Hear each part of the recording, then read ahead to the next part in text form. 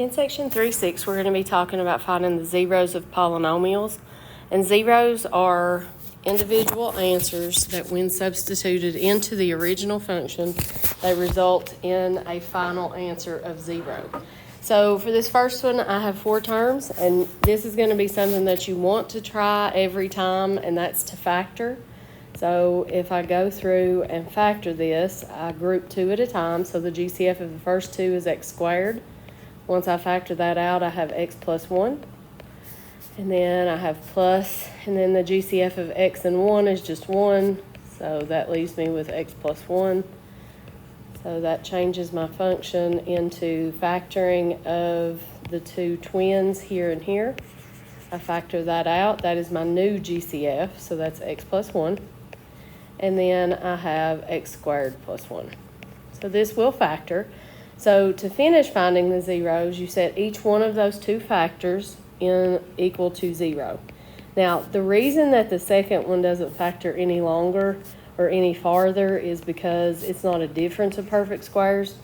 So one of my zeros is at a value of -1, and then to solve this one, I have x squared is equal to -1.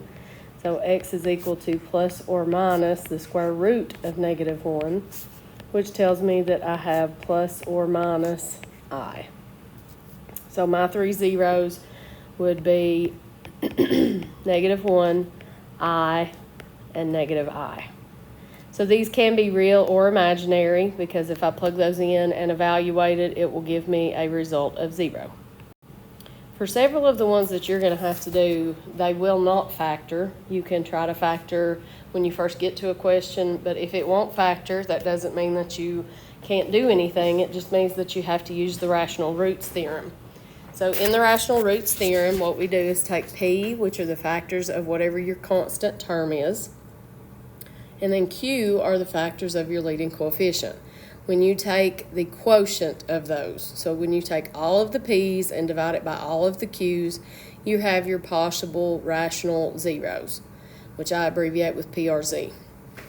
Now, some of these will just ask you what the possible rational zeros are, and if that's the case, then you don't actually have to work it out. So I'm going to do that one with this first equation I have here. So when I'm looking at P, that is all of the factors that multiply together to give me 80. All right, so my P values are plus or minus 1, plus or minus 2, plus or minus 4, plus or minus 5. 6 doesn't work, 7 doesn't work, 8 does. And then we go back down because 8 times 10, 5 goes in 16 times, 4 goes in 20, and 2 goes in 40, and then 1 and 80. All right, so these are all of my P values. So then I do Q. Q are the leading coefficients factors, so that's plus or minus 1, plus or minus 2, plus or minus 3, and plus or minus 6. Now, for this question, the only thing it asks for are the possible rational zeros. All right, possible rational zeros. You don't actually have to work anything out. So I'm going to take each one of these denominators down here, and I'm going to divide it into all of the P values. All right, so when I take that 1 right there and I divide it into each one of the top ones, then obviously I have that entire list up at the top. So that would be one piece of all of my possible rational zeros. All right, so I'm going to very quickly rewrite all these. But that's not all of them. So this is where students start to get a little bit confused. So that's when I divide each one of those by 1. All right, now on the next line, what I'm going to do is take this 2 and I'm going to divide it into each one of those.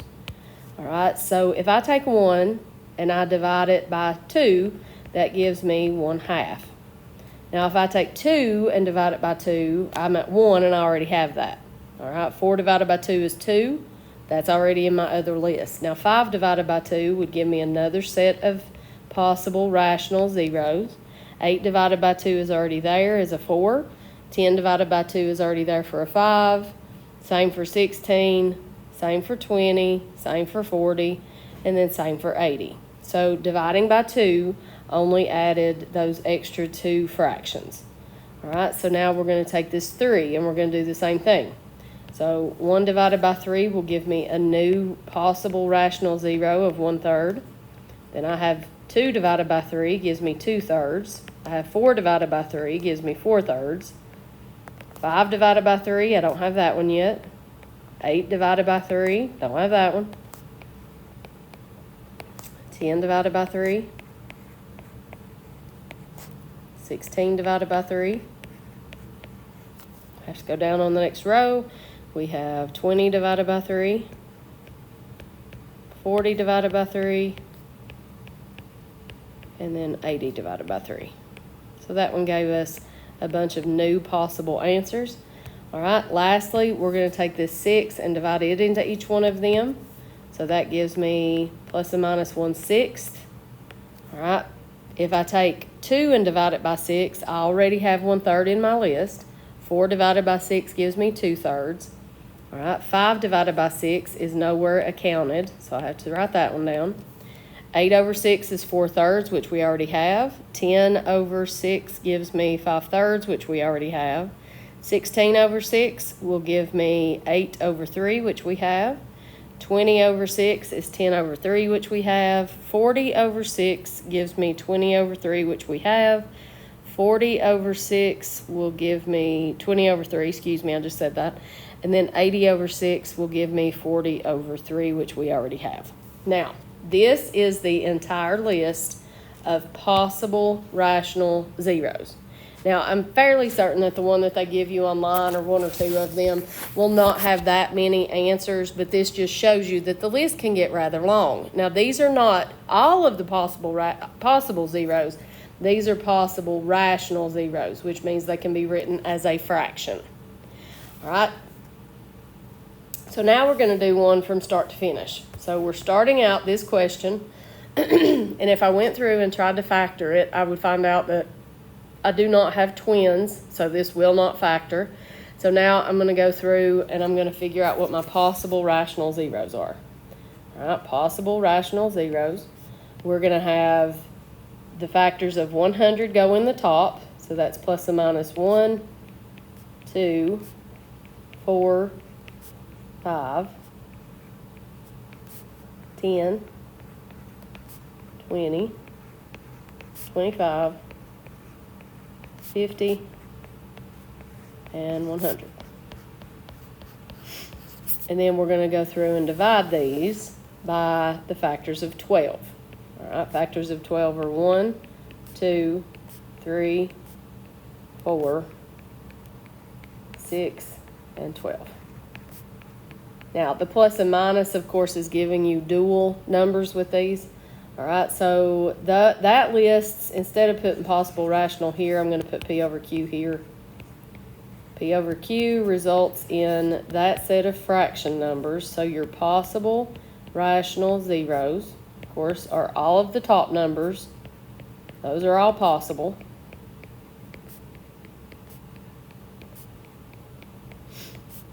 Because when I divide it by 1, I just end up with what I have up there.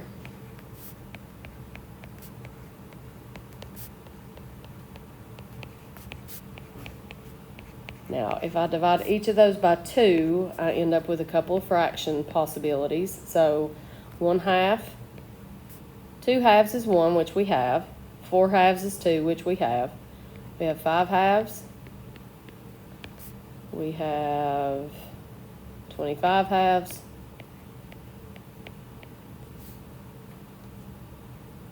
And the others are accounted for.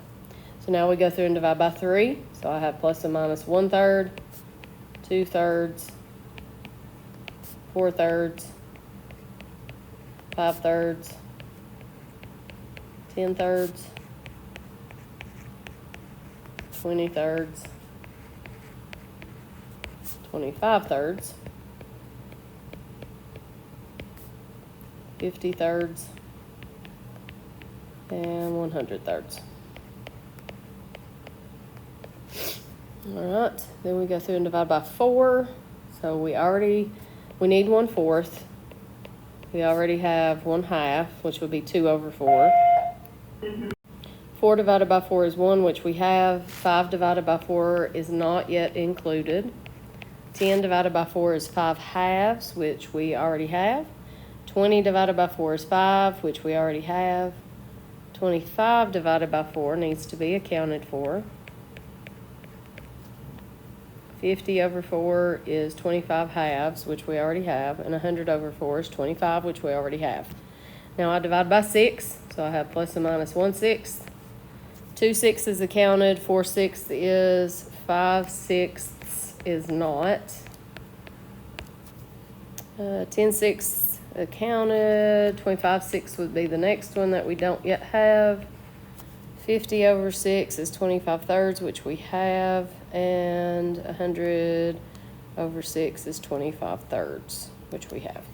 Okay, excuse me, 100 over 6 would be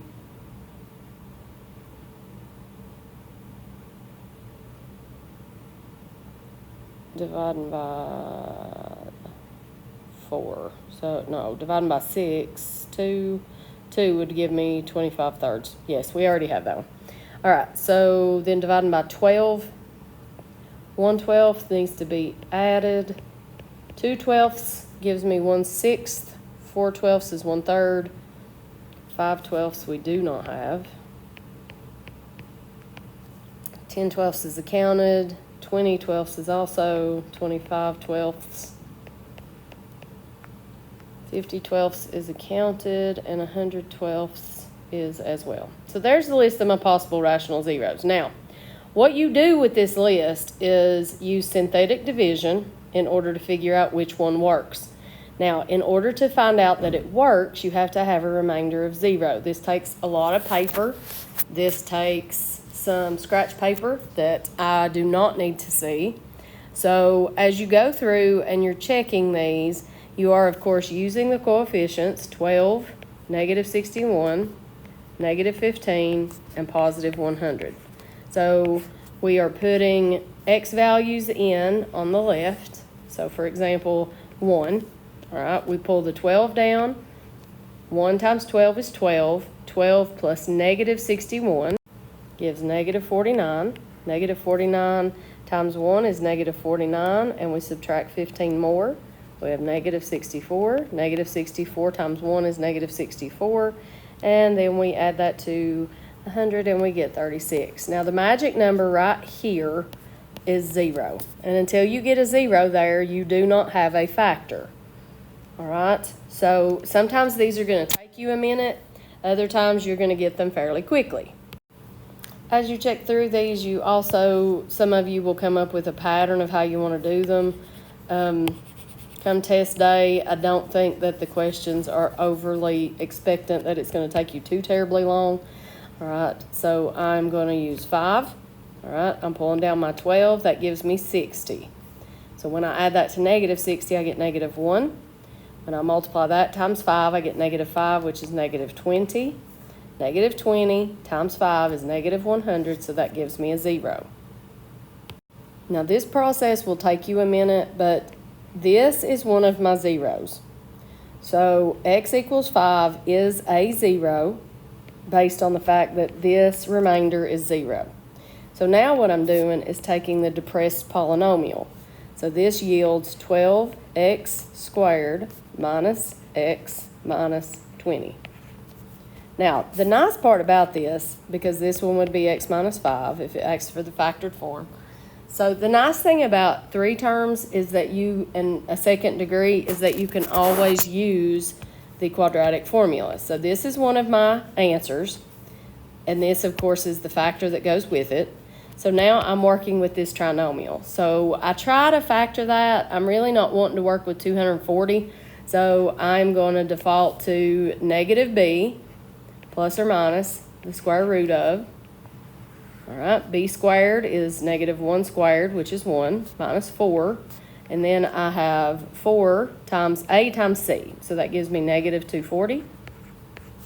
And then that whole thing is divided by 2 times a, which is 24.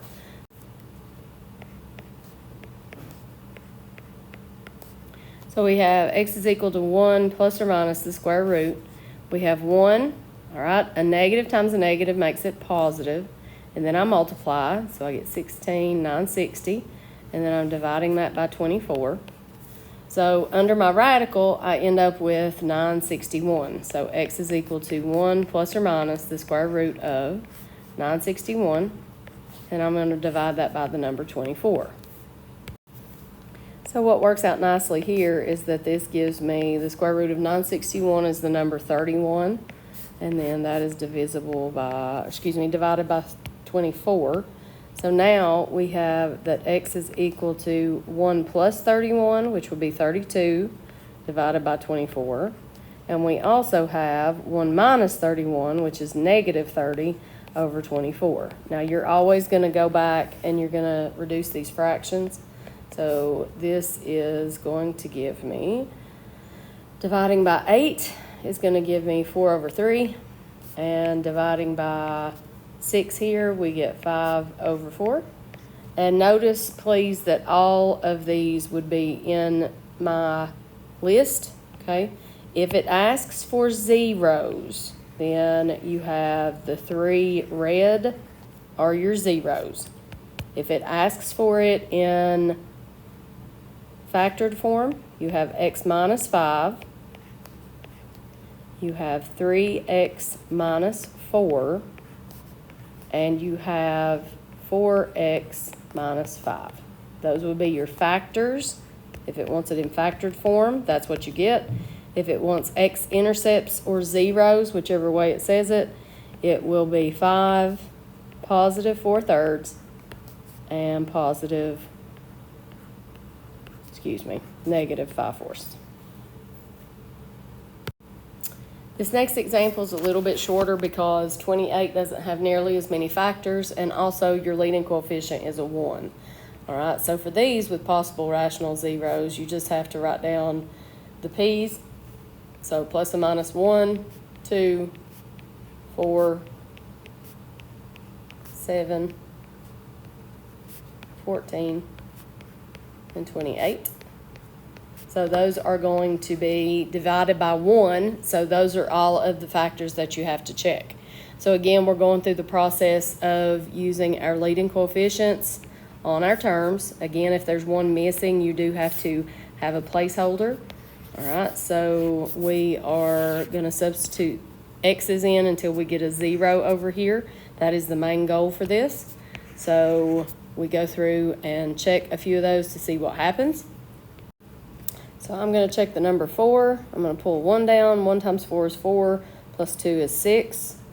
4 times 6 is 24. When I subtract 17 from it, I get 7. 4 times 7 is 28. 28 minus 28 is 0. So again, we have a 0 here at 4. All right, that's one of our zeros. So that leaves me with a factor of x minus 4. And then I have my depressed polynomial here. That's going to be x squared plus 6x plus 7. And as hard as we want that, and we would love it if it would factor, that will not factor because 7 and 1 will not ever add up to give me a 6.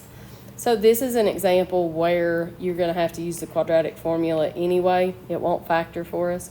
So we have negative b plus or minus, and then you have the square root of, all right, b squared is 36 minus 4. And then a times c, so 1 times 7 is 7. And then we divide that by 2 times a, which is 2 times 1. So we have negative 6. We have plus or minus the square root of 36 minus 28. And we're dividing that by 2. We have negative 6 plus or minus. When we do 36 minus 28, we end up with the square root of 8 over 2. And we know that the square root of 8 will reduce a little bit. That gives us the square root of 4 times the square root of 2 divided by 2. So we're going to have negative 6 divided by 2 plus or minus 2 square roots of 2 divided by 2. So negative 6 divided by 2 gives me a negative 3. And those 2's cancel, so I have negative 3 plus or minus the square root of 2. So these are going to end up being our other two zeros. So if it asks for zeros, you will type out x is equal to, or these zeros are, and we had the number 4, and then we have 2 that are irrational, so that's -3 plus the square root of 2, and then we have -3 minus the square root of 2. Now, if it asks for it in factored form, all right, the original function f of x would then be equal to x minus 4. It would be x, and then if I take -3 to the left, I would be adding 3, and then the positive square root of 2 would be subtracted. So that would be a factor. And then similarly, if you move -3 over, it's a positive 3. And then if I'm subtracting here and I move it to the right-hand side, it becomes a positive. So those are your linear factors. This line are your zeros. So this is a differently worded question. This one says that you're given p of x, and it is there. It's got 4 terms. It says write it in factored form as a product of linear factors. And I'm going to underline it even though it's already highlighted, because you have to make sure they're linear. All right, and it says it's a hint to be sure to include p of x when you type this in. So don't miss this because you don't type in p of x. So the first thing I'm going to do is pull down the original. I have p of x is equal to x cubed plus x squared plus 9x plus 9. So this looks like it's going to factor for me. So that's the first thing I'm going to try to do. So the GCF of the first two is x squared. Once I do that, I'm left with x plus 1.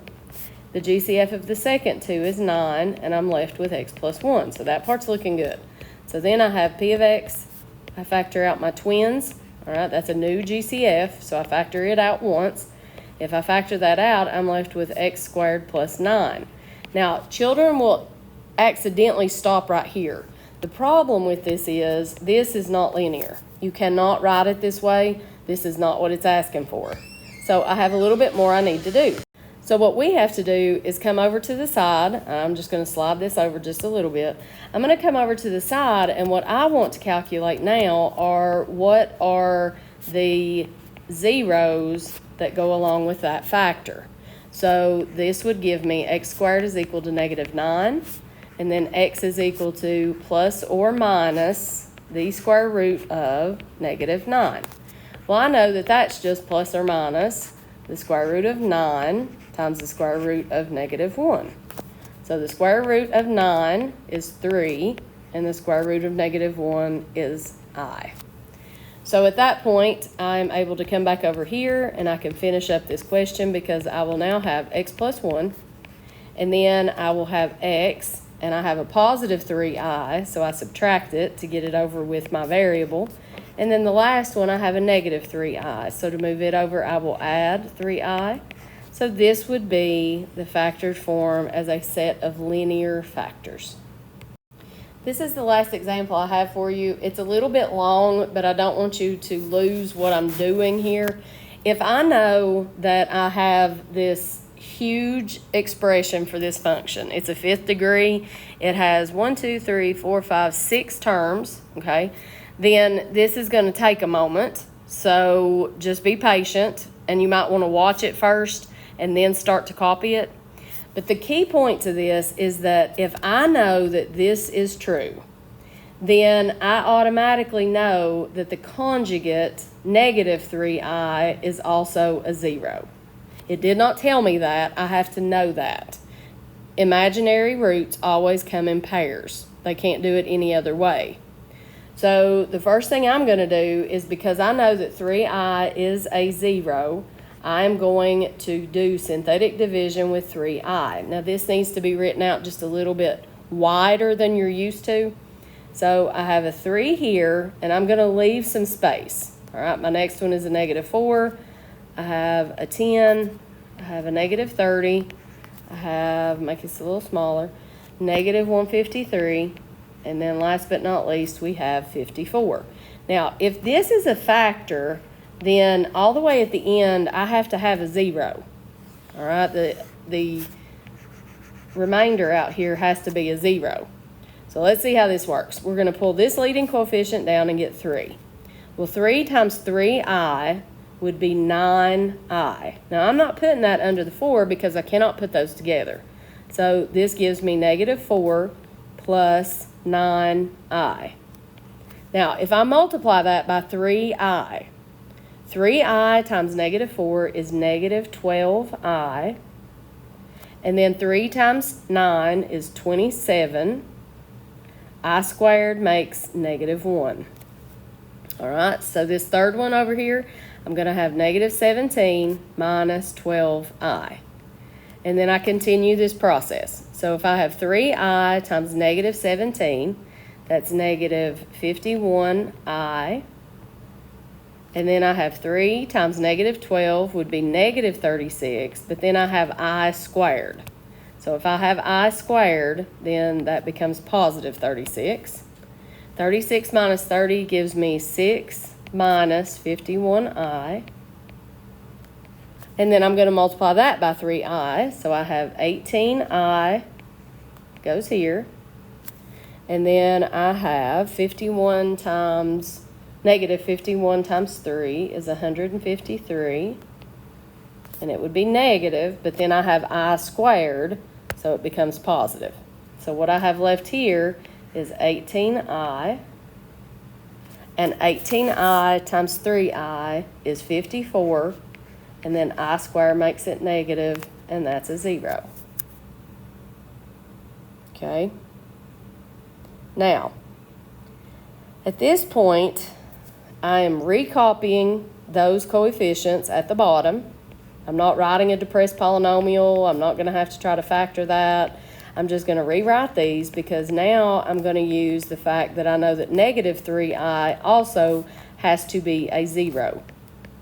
So what that's going to do, hopefully, is make this a little bit easier at the end. So I have 18i here. Now, in my box, I'm going to have negative 3i. So skip a line, draw a line, pull my 3 down. All right, so then we have 3 times negative 3i. So that's negative 9i. So those cancel, and I'm left with a negative 4. Negative 4 times negative 3i is positive 12i. So those cancel, and I'm left with negative 17.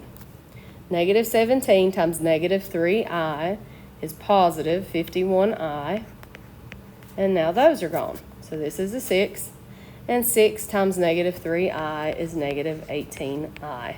And my 0 is the remainder, which is what I needed to prove that this is also a factor. Both of those are factors. So now I'm ready to talk about this depressed polynomial. So we have 3x to the 4th, because it's a depressed polynomial. And actually, we've depressed it twice because we didn't write this one down. So this started as a 5th degree. This is a depressed polynomial, so it was a 4th degree. And now we're at this stage, so this is a 3rd degree. So this is 3x cubed minus 4x squared minus 17x plus 6. Now, what would be great right now is if this would factor. Sadly, this will not factor. So I have to go back to my P's and my Q's. All right, so my possible rational zeros. All right, so in my numerator, I've got plus and minus 1, 2, 3, and 6 from the constant term. And then I'm going to be dividing that by 1 and 3, positive and negative 1 and 3. So that's P divided by Q. I keep putting that in the wrong place, I'm sorry. P divided by Q. So the possible rational, I'll just put them over here, possible rational zeros.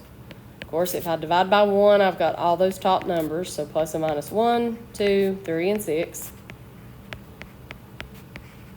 And then if I divide by 3, I've got 1/3, 2/3